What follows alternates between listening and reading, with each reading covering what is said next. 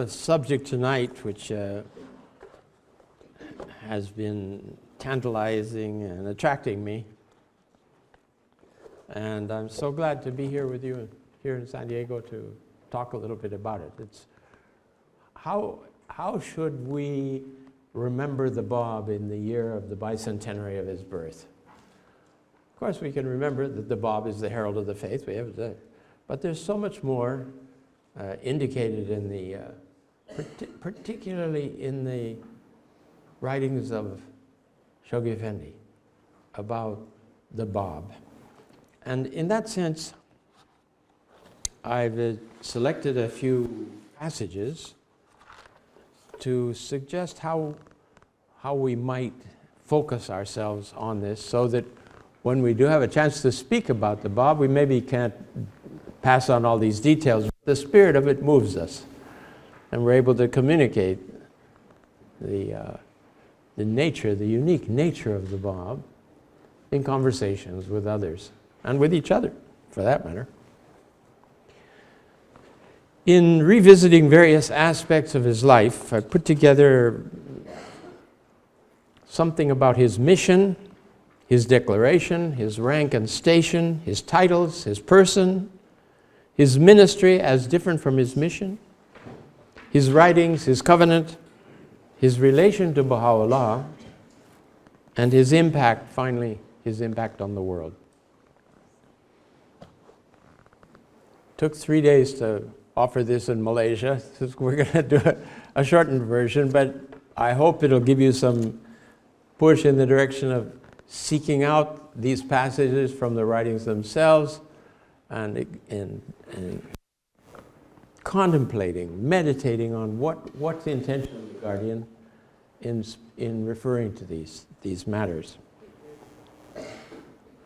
First of all, we have the Guardian defining in several summary statements that he prepared for the public, for, in one case, a committee of the United Nations, another case for the High Commissioner of Palestine at the time, where he was asked, they wanted to know what is the Baha'i faith doing here in the Holy Land and what's its intention, what's its purpose.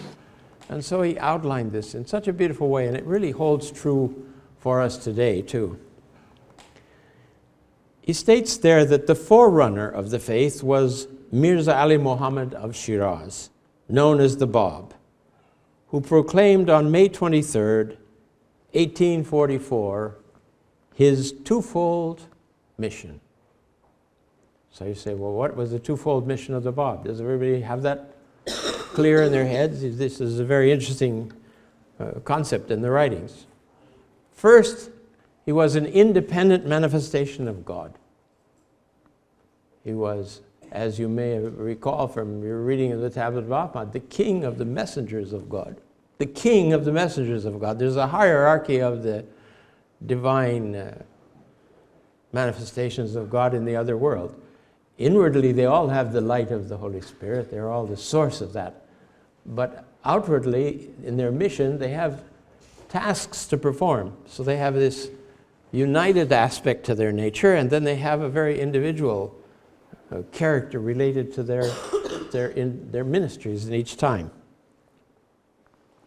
So Shoghi Effendi is telling us here that he first as an independent manifestation of God, and then as herald of one greater than himself, who would inaugurate a new and unprecedented era in the religious history of mankind. This is again addressed to this UN committee. Very straightforward, he tells them what it is. Further into that message, he says the Baha'i faith revolves around three central figures. The first of whom was a youth, a native of Shiraz named Mirza Ali Muhammad, known as the Bab, who in May 1844, at the age of 25, advanced the claim of being the herald who, according to the sacred scriptures of previous dispensations, must need announce and prepare the way for the advent of one greater than himself, whose mission would be, according to those same scriptures, to inaugurate an era of righteousness and peace, an era that would be hailed as the consummation of all previous dispensations and initiate a new cycle in the religious history of mankind. This latter statement was addressed to the High Commissioner. Moving on from there to, thank you very much. Moving on to there, to the question of his declaration. You know, this is the opening scene of this terrific drama that Shoghi Effendi outlines at the beginning of God Passes By. What does Mullah Hussain tell us about it? He says, this revelation, so suddenly and impetuously thrust upon me, came as a thunderbolt, which for a time seemed to have benumbed my faculties. I was blinded by its dazzling splendor and overwhelmed by its crushing force.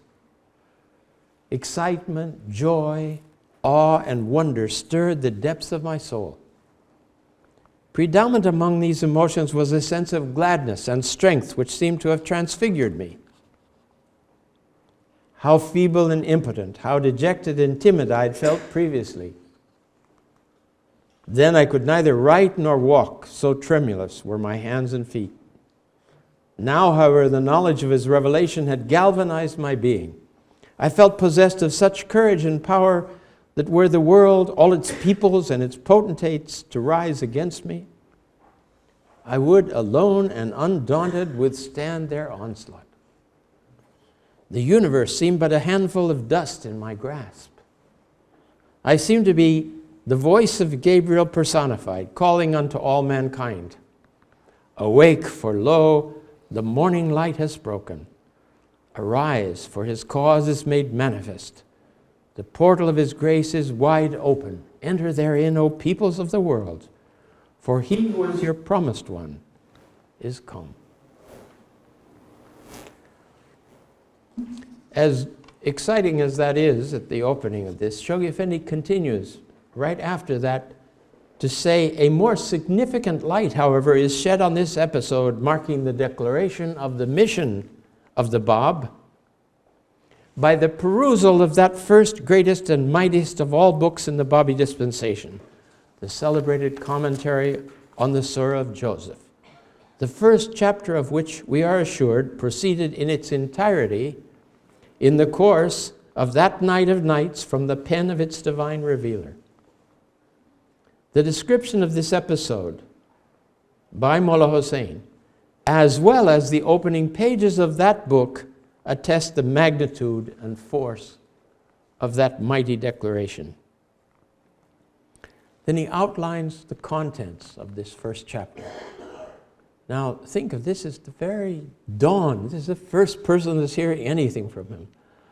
There have been numerous scholars which have said the Bab was a little confused about who he was. It took him a time to figure out that he was the Qayyim, and nonsense, historic nonsense. If you look at the very text, he says exactly who he is in the first sentences of that first chapter of that first book that he revealed on the night of his declaration to Mullah Hussain. A claim to be no less than the mouthpiece of God himself, promised by the prophets of bygone ages. The assertion that he was at the same time the herald of one immeasurably greater than himself. The summons which he trumpeted forth to the kings and princes of the earth. The dire warnings directed to the chief magistrate of the realm, Muhammad Shah. The counsel imparted to Haji Mirza Agassi to fear God, and the peremptory command to abdicate his authority as Grand Vizier of the Shah and submit to the one who is the inheritor of the earth and all that is therein. Wow. That's the Prime Minister of the country. He's addressing in these first lines. Amazing. The challenge issued to the rulers of the world proclaiming the self-sufficiency of his cause, denouncing the vanity of their ephemeral power, and calling upon them to lay aside one and all their dominion, and to deliver his message to lands in both the east and the west. These constitute the dominant features of that initial contact that marked the birth and fixed the date of the inception of the most glorious era in the spiritual life of mankind. You can find all that in the opening pages of God Passes By.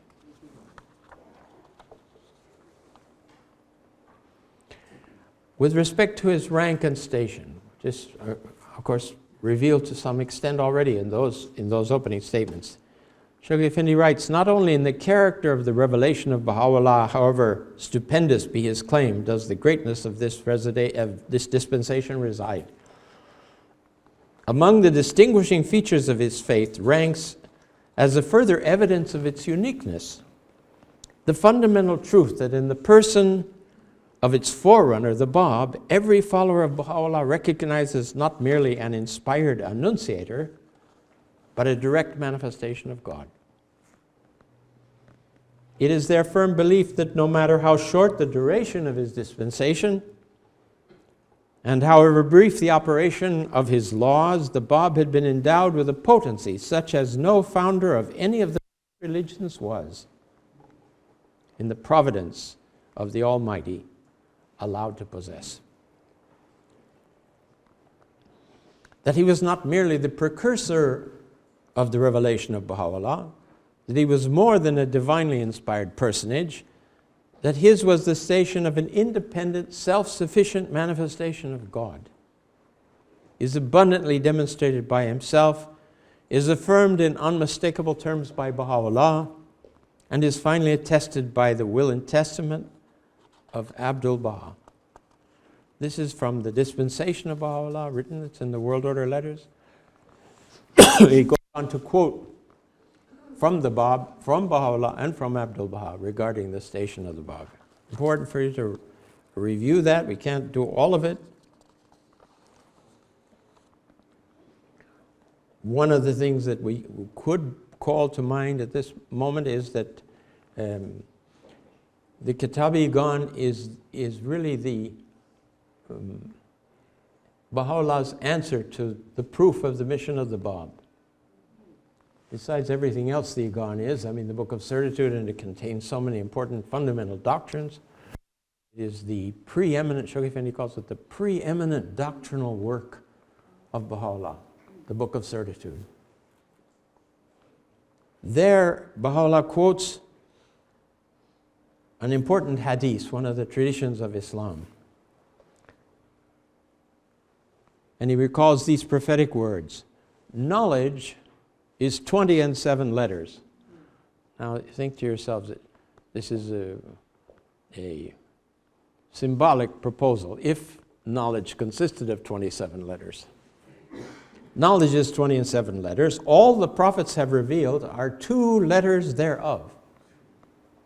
No man thus far hath known more than these 2 letters. But when the Qaim shall arise, he will cause the remaining 20 and 5 letters to be made manifest. So when you say that Bab brought all knowledge, relatively, it was all knowledge that he brought. He was the primal point of this terrific divine revelation. He was the king of the messengers of God and remains that in the world to come.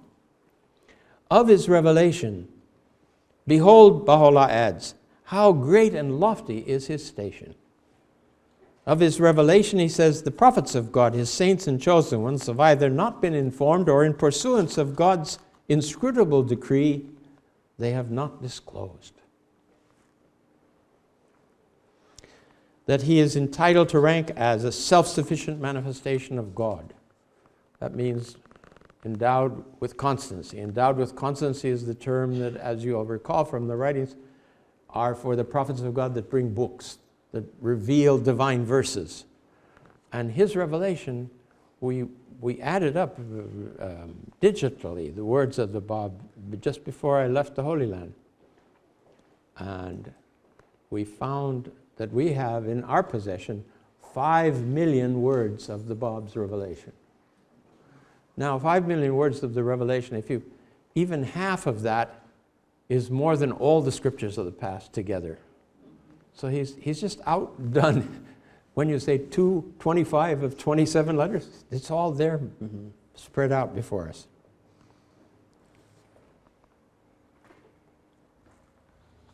So his independent prophethood is a fundamental verity which the message of Baha'u'llah insistently proclaims and which his followers must uncompromisingly uphold. Now, we would say that this must be similar to John the Baptist. Sometimes people liken that. The Baha'is do that too, without, I think, always the thorough knowledge that in the Quran, John the Baptist is a messenger of God. And he reveals a law of God himself, a book and a law of God. This is gone, we don't have it. But it wasn't that he was less in that sense than the Bab, in the relative position that he occupied in that age, which, I mean, how was Christ going to proclaim the oneness of mankind? The earth was still flat. There was no America as far as they knew, nothing. So all this had to wait. It wasn't that Christ couldn't have given the message Allah brought, but it wasn't the time. He says that the Bab bears witness that he was the object of all the prophets gone before him, his appearance. Now, the thing that makes John the Baptist and Christ different from the Bab and Baha'u'llah is that Baha'u'llah has chosen that the Bab reign together with him over the whole of his dispensation. We had John the Baptist was killed and his period ended, and then Christ began. But you don't hear people saying that the light of John the Baptist and the light of Christ shine on the Christian dispensation. It was Christ. It was the light of Christ. Now, in the Baha'i faith, repeatedly and particularly emphasized in the will and testament of Abdu'l-Baha is that the light of both the Bab and Baha'u'llah shower their divine illumination upon the guardian and the universal house of justice through the whole dispensation. And Shoghi Effendi says this is unique to this time that we're living in now. It's an important thing that he emphasizes over and over. Now, you want to tell someone about the Bab. You want to describe the Bab, perhaps. How would you describe the Bab? You know, we're so blessed that we have Shoghi Effendi has done it for us. But we don't always remember that he's done it. Now, how do we go and hold on to that? Let's see if I can find that passage here now.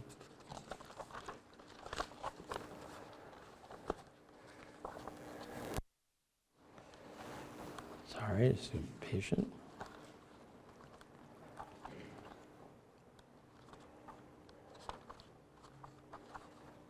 Because I'm having to skip some things, I just search them out. In two places, he describes the three central figures of the faith, which I think is really terrific if we can copy those out and absorb them. It'll help us when we want to try to represent it, these three central figures. You know, we have three central figures, as we heard at the beginning. Sometimes there's one central figure, then it becomes Baha'u'llah. If we have twin central figures, he's referring to the Bab and Baha'u'llah. And three central figures, he adds this incredible perfect being of Abdu'l-Baha to the group. Then Shoghi Effendi doesn't say there's a fourth one. After that, he talks about the administrative order that Abdu'l-Baha has left. That is the embryo of the world order that both the Bab and Baha'u'llah have referred to. So, in the forward to God passes by and in the beginning of the dispensation of Baha'u'llah, we have a description. We'll read the one from the dispensation first.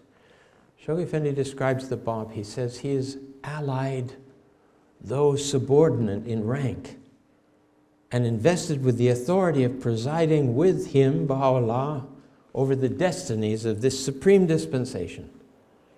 He shines upon this mental picture.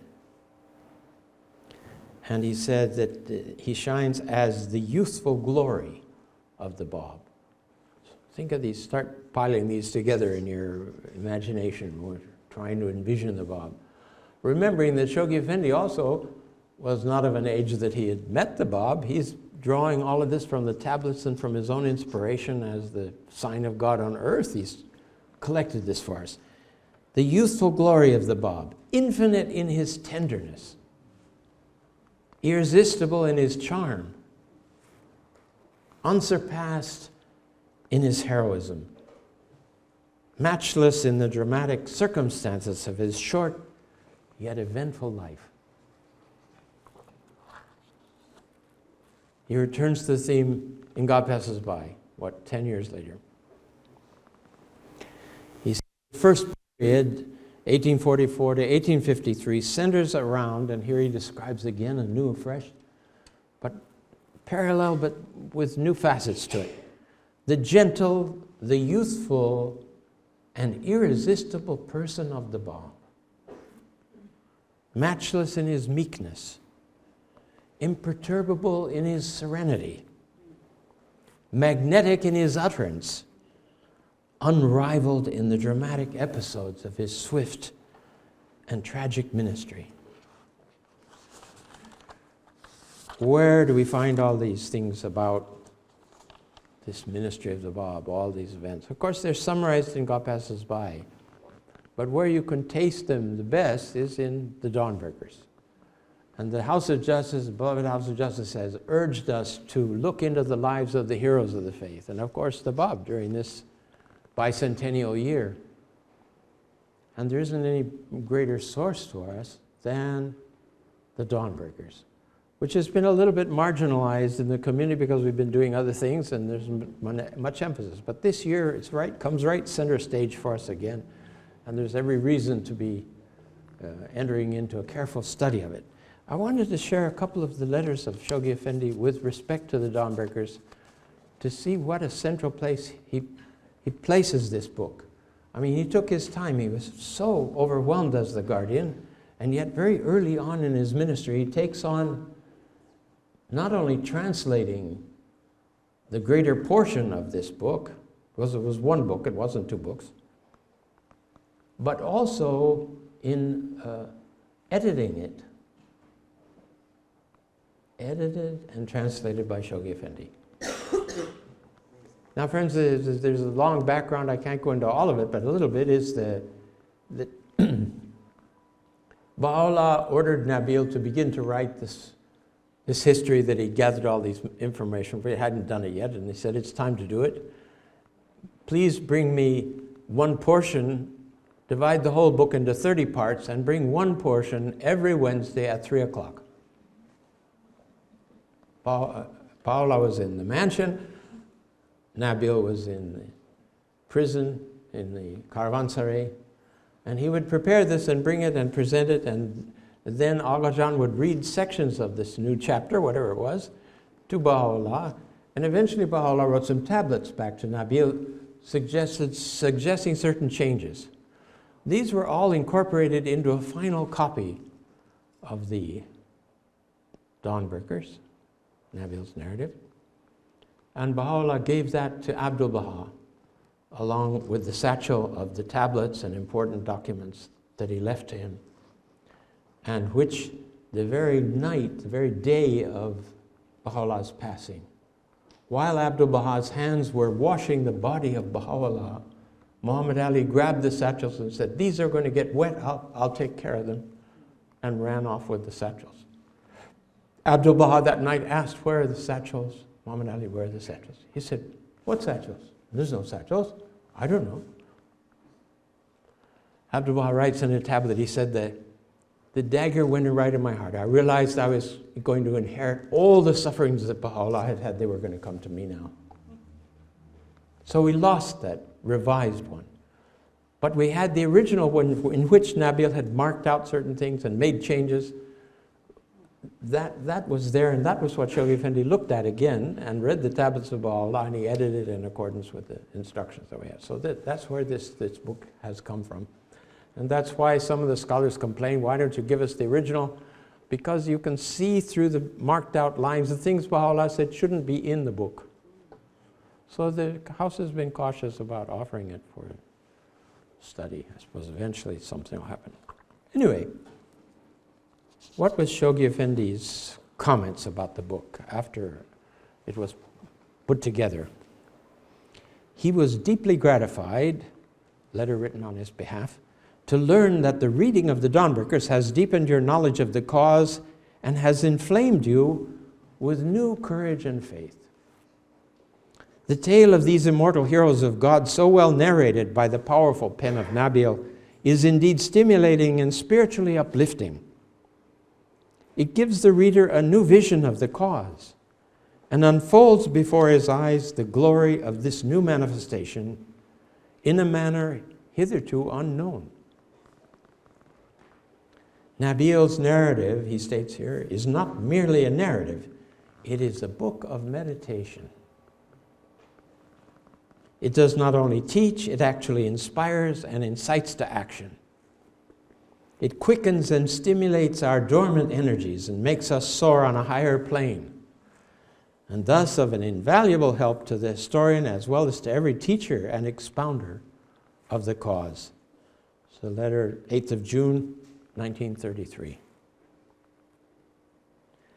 Again, he says, I would strongly, and this is in his own words, I would strongly urge you to utilize to the utmost possible extent the wealth of authentic material gathered in Nabil's stirring narrative, and to encourage the youth to master and digest the facts recorded therein as a basis for their future work in the teaching field and as a sustenance to their spiritual life and activities in the service of the cause. 9 November 1932. He fully approves the idea of holding study classes, for the deeper the friends go in their understanding of their teachings, the more steadfast, the firm and steadfast they will become, and more unwavering in their support of the institutions of the faith. Books such as the Agon, Some Answered Questions, and Dawnbreakers should be mastered by every Baha'i. Friends, this is a terrific challenge. We need to know what's in these books. This tells us over and over to read and reread, assimilate, digest, master the contents of these books. They should read these books over and over again. The last book will show you how the faith was ushered into the world and how its early adherents heroically faced martyrdom and suffering in their desire to establish the cause throughout the world. Knowing the life of these heroes will create in us the urge to follow their footsteps and achieve the same. This 9th of June, 1932. And finally, he says, no one can read the Dawnbreakers and remain cold and unreceptive. The deeds of those heroic souls are bound to stir the reader and win his support.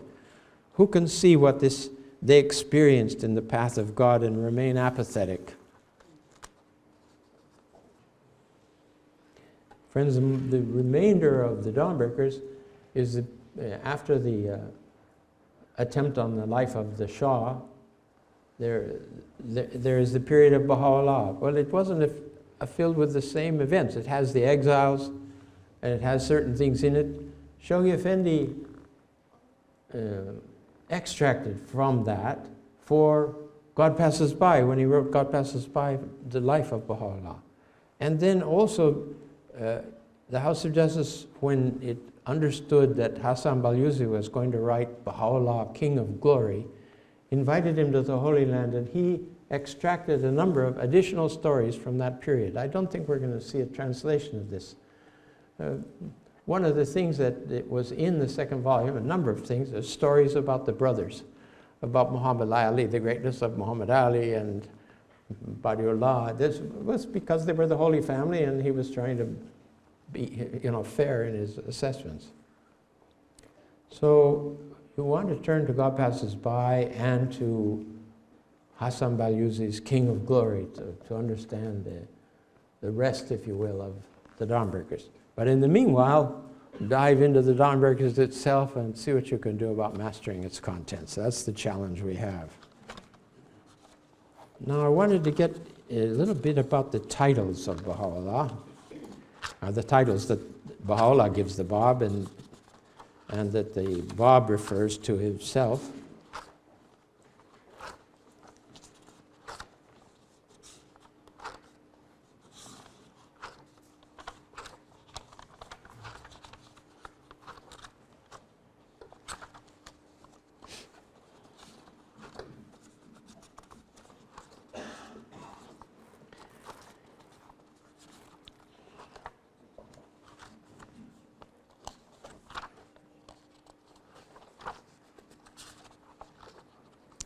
What were the titles that Baha'u'llah acclaimed with respect to the Bab?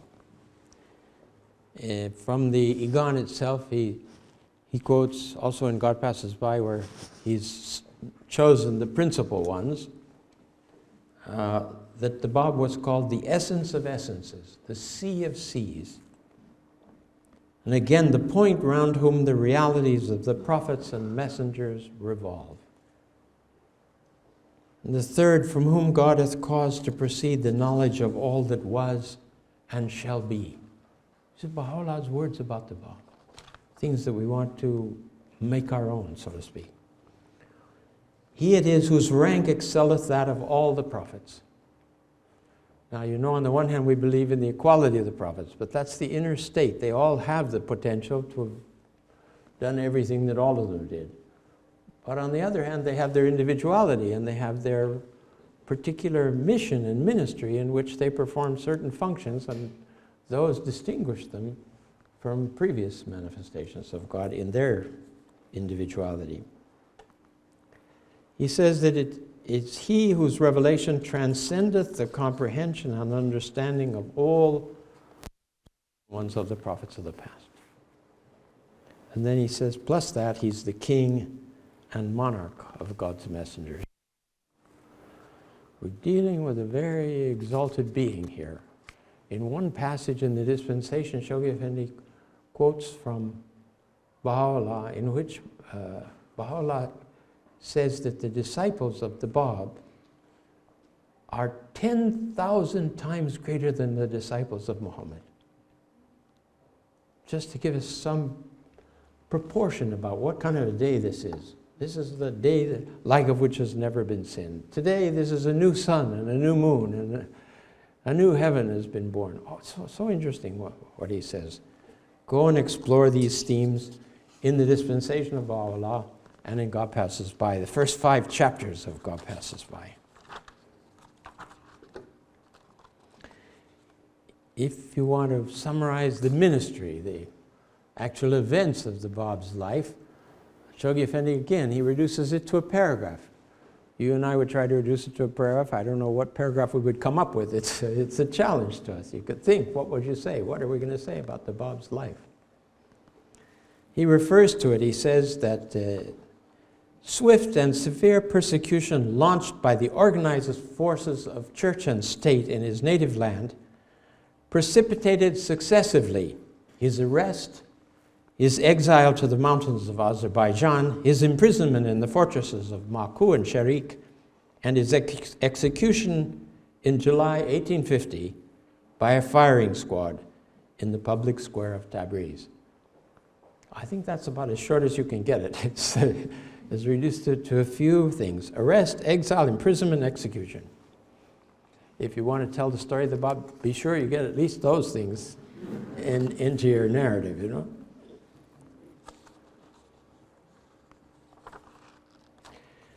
He elaborates, if you want to take note of this for your own study, he elaborates in paragraphs 14 and 15 of Promised Day Has Come. The letter Promised Day Has Come. Progressive stages of the ministry of the Bab. And there he elaborates a fuller outline of the different stages and persecutions of what happened to the Bab.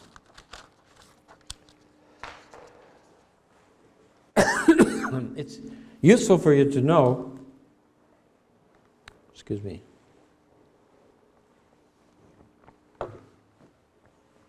it's useful for you to know that the table of contents of God Passes By was prepared as an outline of the book by Shoghi Effendi himself. I think recently there's the online publication of God Passes By. It reduces it just to the title of the chapter and not those subheadings. But those subheadings are very instructive to give us an overview of the dispensation of the Bab and the ministry of the Bab. I can't read all those out, but you look at the first 5 chapters in your older versions of God Passes By and realize this is what Shoghi Effendi is pointing to, different key elements in each of these chapters. And I would draw your attention also in God Passes By, after the recounting of the martyrdom of the Bab, which was witnessed by European writers, or they recounted these things, they sent them to Europe. In fact, you know, there's a Baha'i, a very dedicated Baha'i, his name is Amin Ahea. He's written 2 books called The Apostle of Peace, but he's also been collecting for the World Center newspaper accounts of the faith from the earliest stages of the faith. The earliest one that he has was in a letter in Spain, published in the newspaper, about the burning of the beard of Qudus and Mullah Bastami. Actually, that's reported that the governor has had their beards burned and expelled from the city. Can you imagine? Everything else is there. All the stages of Sheikh Tabarsi are being reported in European newspapers. The uprising in Zanchan is quite amazing.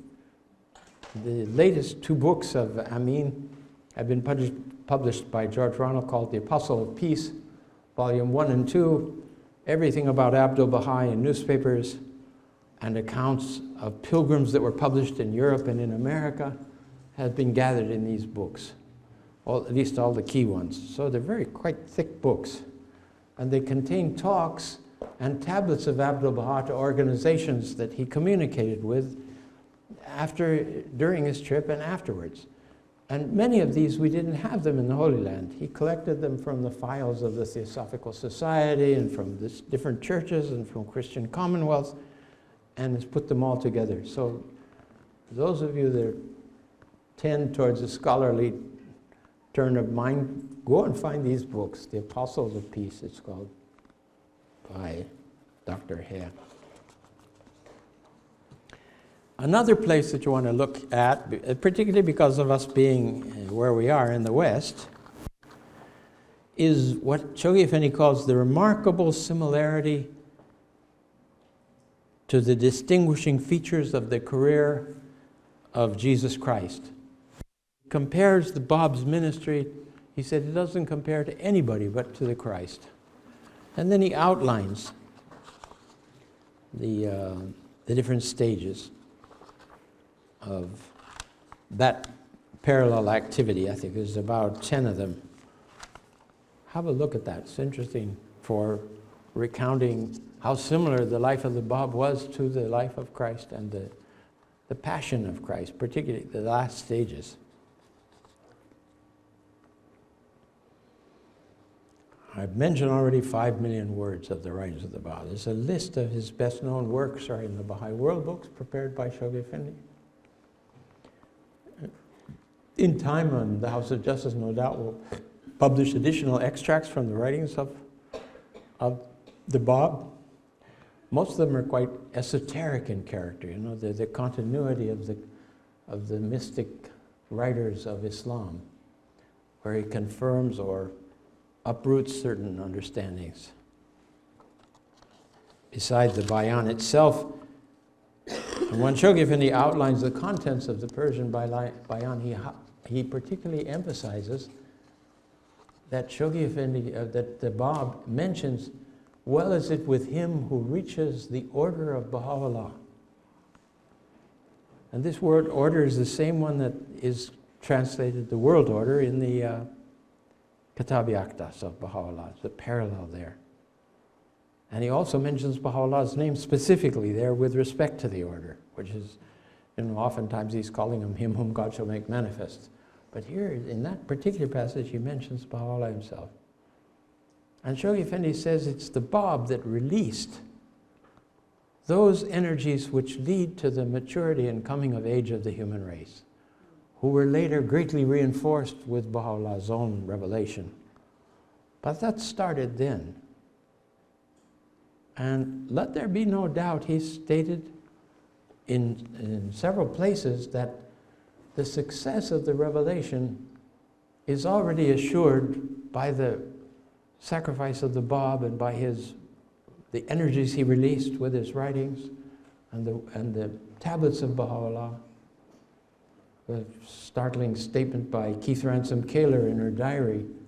She says, I was with the Guardian. He was preparing to send her to Iran, where eventually she died, and he crowned her with the Station of Martyrdom. In defense of the faith, she was there. And he said, Mrs. Kaler, do you believe that the coming of the kingdom of God on earth depends on the action of the Baha'is? So she said, yes. He said, not at all. They can get it all wrong or they can get it all right. That kingdom is coming. It's established. It is the promise of God. And the energies for its accomplishment have been done. So then she said, but Shoki, if anything, why are you pushing us, or why are we doing so much for the cause? He says, that's for you, not for them. Because it's in our service that we move forward spiritually. If we're not teaching the cause, we're not growing spiritually. It's wonderful that he's forbidden clergy, and he's put us into this other theme. Now I'm going to switch themes on you, because I want to share a few other quotes.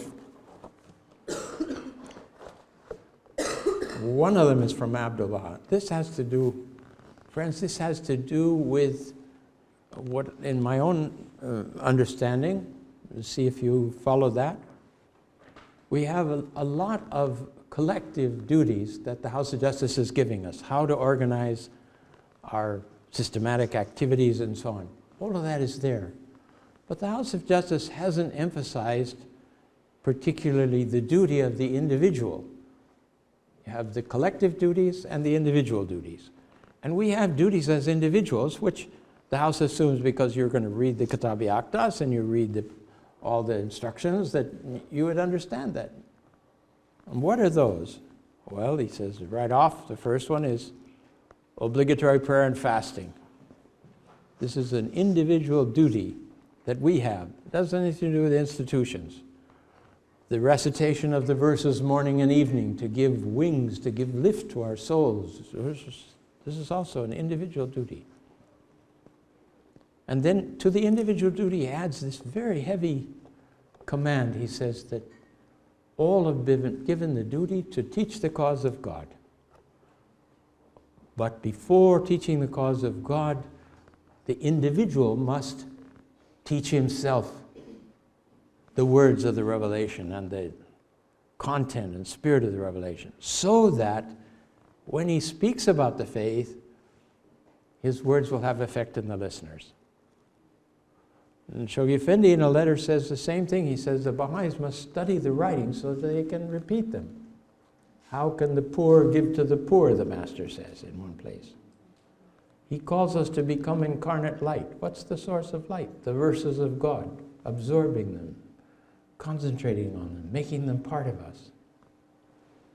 Then the Master, this is quoted in selections from his writings, page 264, it's clear that in this day, confirmations from the unseen world are encompassing all those who deliver the divine message.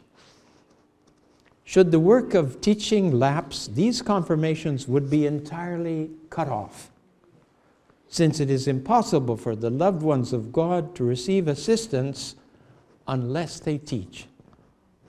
Again, this is an individual duty. We're not to sit around and wait for the cycle of growth, because every day we're in contact with people and with new situations. We want to be able to communicate. We want to be center your energies, it says, in the propagation of the faith of God. Again, let us reflect, he doesn't need us to do this, but we very much need it. Because, as he says, if you're not teaching, confirmations will be entirely cut off. Again, the Guardian then goes on to say, there's nothing that brings success in the faith like service. Service is the magnet which draws the divine confirmations. Thus, when a person is active, they're blessed by the Holy Spirit. When they are inactive, the Holy Spirit cannot find a repository in their being, and thus they are deprived of its healing and quickening rays. You don't teach the faith, you don't have the confirmation of the Holy Spirit. All right, if you're shut in and you can't get out of your house, but you should still be thinking about teaching. Because maybe the nurse that comes to take care of you, you're able to communicate something about. We have to be thinking of ways. Now, Baha'u'llah says something about the duty of proclaiming the cause of God to everyone. Everyone has the duty to do that. And you say to yourself, I'm not a good teacher. But he goes on to say, if the people respond to what you say, then share the teachings, share the cause, more of the cause with them. Well, what's the initial proclamation that we want to be communicating to people? I dare to suggest that it's telling people that Baha'u'llah, that the Baha'is believe Baha'u'llah has brought a message for mankind from God which solves the problems of the world. And we're trying to uphold those teachings and propagate them in the world. Full stop. Now I remember the Baha'is told me when I was a new Baha'i, way back in the 50s, they said, Abdu'l-Baha had commented once while he was here, if you're going to see a person only one time, deliver the message. Deliver at least that nugget of divine truth, mentioning the name of Baha'u'llah and Baha'i, which in a letter the Guardian says has a place waiting inside the soul of that person that locks that in, if it's given in the right way, locks that in and it starts growing and affecting their existence. We don't want to neglect in our contact with people. Now, sometimes it's hard to find out how to do that. I know sometimes on the airplane, somebody's sitting next to me with the earplugs in, and just the last minute they take the earplugs out, and I don't know what to say, so I say something like, you know, I'm new to this city and I want to meet the Baha'is. Do you know any Baha'is in this city? The who? The what? You haven't heard of it? It's all over the world, 180 countries. You really haven't heard of it? Put them on the spot. But sometimes you have the opportunity just to mention it. Now, when you mention it, they may say to you, that's very interesting. What are those basic teachings? What are they? Those are the waiting souls that you prayed in the dawn of every day. Shoghi Effendi says, you pray to find waiting souls during the course of the day to deliver the message to. Or they may say, I'm so happy you found something you like, which is the guy who dismisses, you know, or they say, well, I never follow religion, or whatever they may come up with. And really, then you're kind of on the spot. You're meeting people, you're talking with them for the first time. How am I going to get across the name of Baha'u'llah and the Baha'i faith? Or, you know, in the Baha'i teachings it says such a thing, then they have to ask you. It provokes a question, you know. Baha'i teachings, what's that? They've heard the quote from it. Also, friends, some of the simplest review of the Baha'i faith are these statements that Shoghi Effendi has chosen for over the arches of the temple. 9 simple statements from the outside and 9 on the alcoves inside the temple. They're really the summary of Baha'i teaching. Look at it and you'll see how carefully they've been weighed. I know that I've seen the letters. The National Assembly asked the Guardian to choose them. He said, no, you choose them. They fussed around and they couldn't come to any conclusion. So they didn't choose them. They wrote back again, please, Shoghi Effendi, you choose them. And it's a good thing because he edited a few of the, so that they fit. You know, some of the phrases were too long and he changed it.